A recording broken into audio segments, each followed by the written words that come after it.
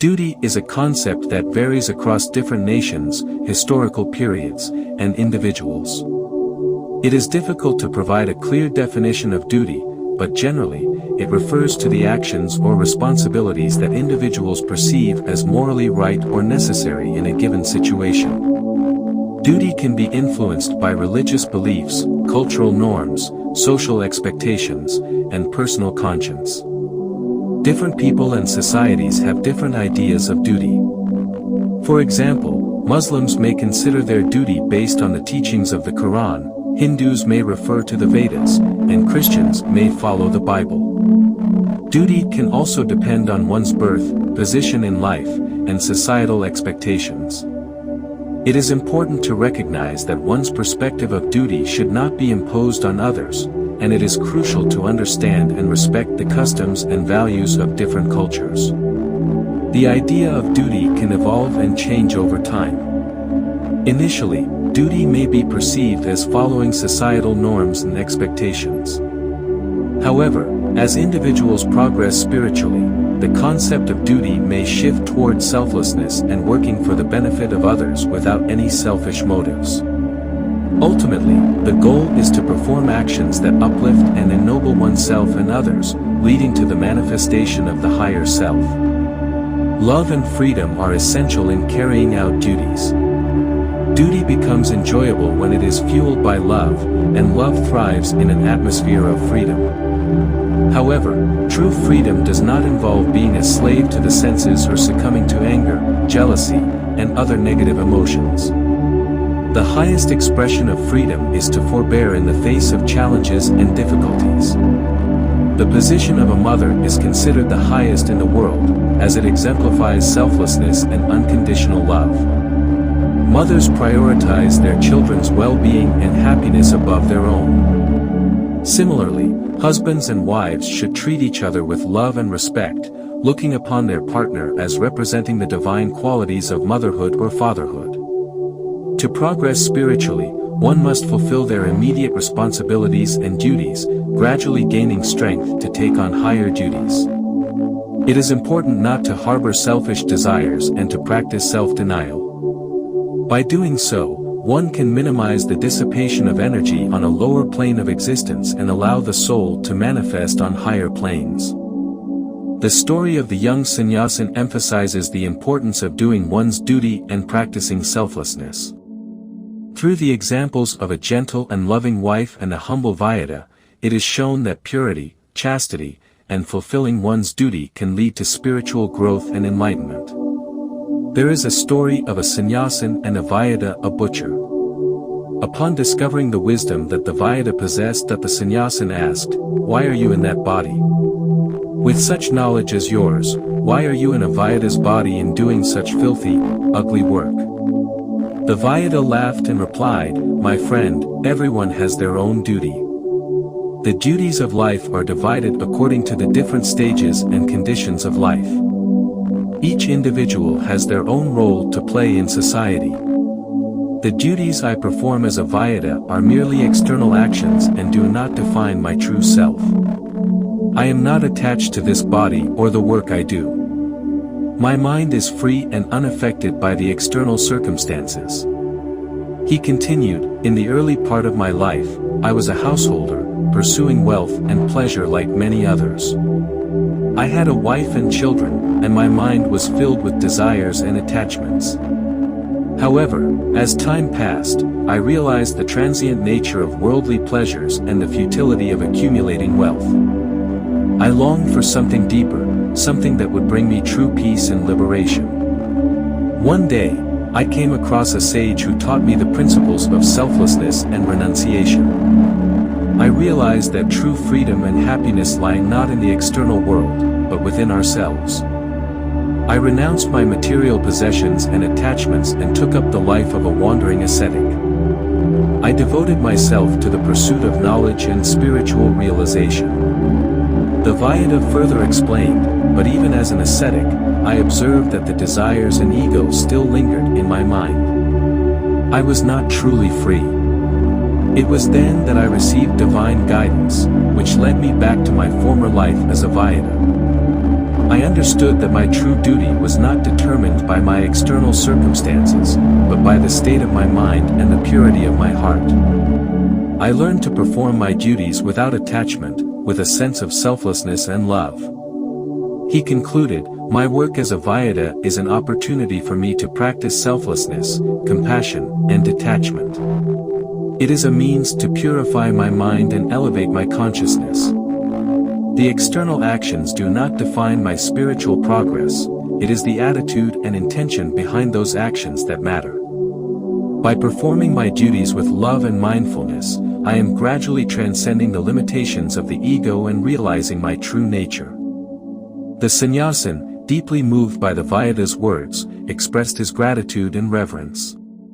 He realized that duty is not confined to any particular role or occupation but is a reflection of one's inner state.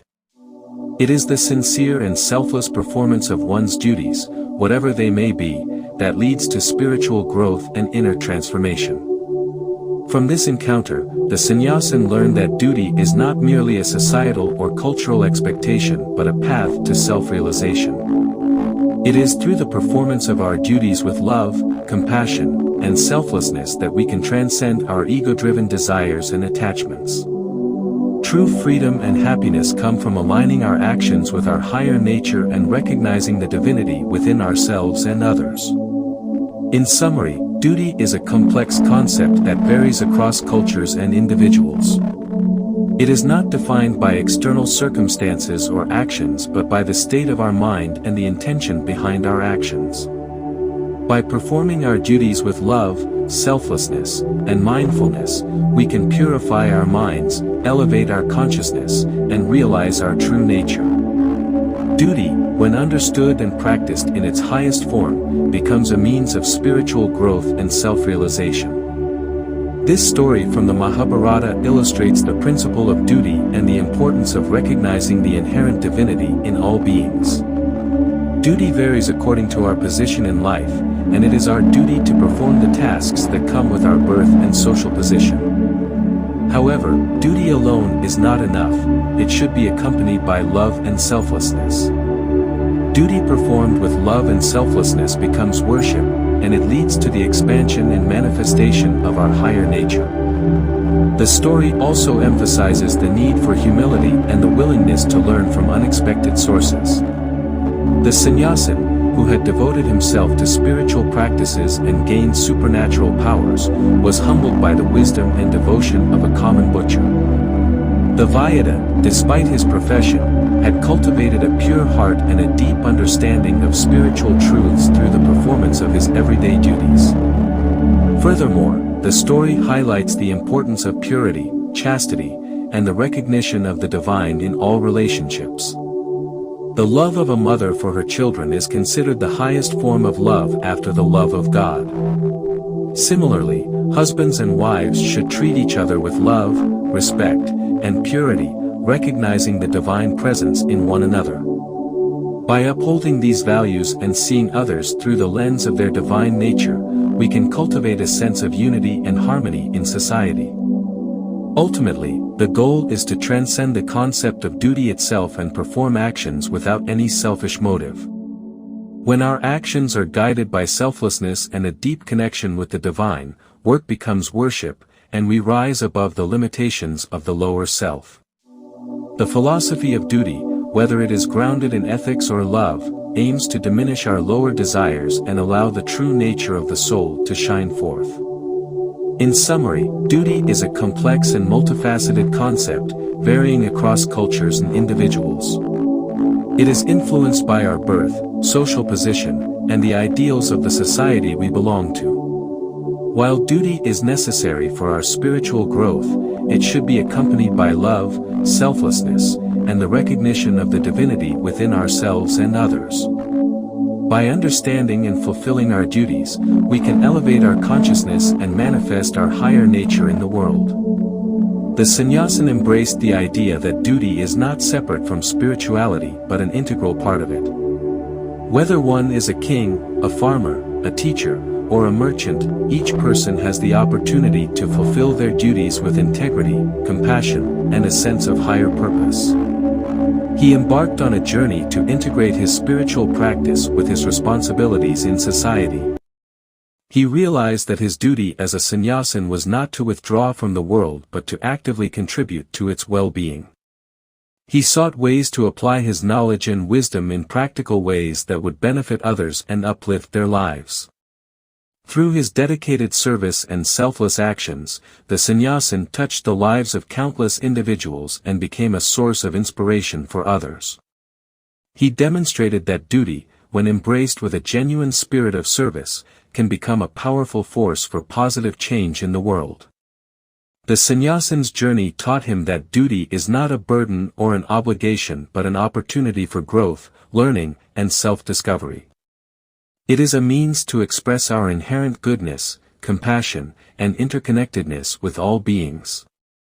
By aligning our actions with a higher purpose and performing our duties with love and integrity, we not only contribute to the well-being of others but also experience a deep sense of fulfillment and joy. By embracing our duties with love, compassion, and selflessness, we can make a positive impact and contribute to the greater good. Ultimately, duty, when practiced in its highest form, becomes a profound path of spiritual growth, self-realization, and service to humanity. The sannyasin remained grounded and focused on his mission. He continued to serve without expectation, always mindful of the interconnectedness of all beings. His deep sense of duty propelled him forward, reminding him that his work was not about personal glory but about serving the greater good. As the sannyasin's journey continued, he encountered new opportunities and challenges. He learned to adapt and evolve, constantly seeking new ways to contribute to the well-being of others. And through it all, he remained true to his core values of compassion, humility, and service. The story of the sannyasin serves as a reminder that each of us has a duty, a calling to make a positive difference in the world. It is a reminder that our actions, no matter how small, have the power to create a ripple effect of goodness and transform lives. So, let us embrace our own sense of duty and strive to make a positive impact in whatever way we can. Let us remember that we are all interconnected and that our collective efforts can create a better, more compassionate world for everyone.